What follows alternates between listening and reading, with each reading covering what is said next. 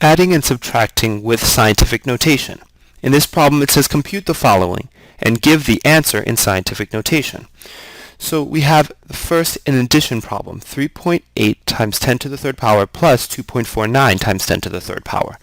So for number one, what we have to do is realize that these have the same power of 10.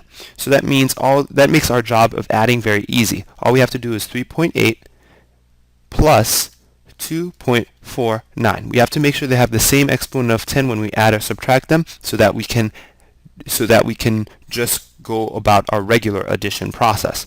So when we do that, we get 6.29, and all I have to do to write this answer in scientific notation is 6.29 times 10 to the third power, because they already had 10 to the third power as the same. So number two, what we see is that the exponents are not the same here. -2, and then we have -3, and then we have -2.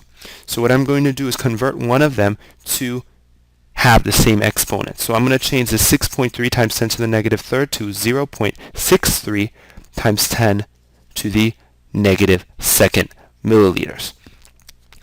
Now, when we subtract them, what we can do now, because they have the same exponent, is we can do a regular subtraction problem. So we're going to do 7.35 minus 0.63. And remember, we have to match up the decimal point when we subtract, so 0.63.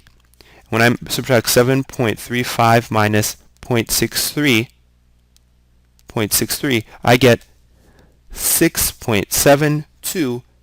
And so all I have to do to write it in scientific notation is 6.72 times 10 to the -2nd power milliliters. Remember, we have to include the units so that it can be the right answer. So 6.72 and 6.29 are the answers to these problems.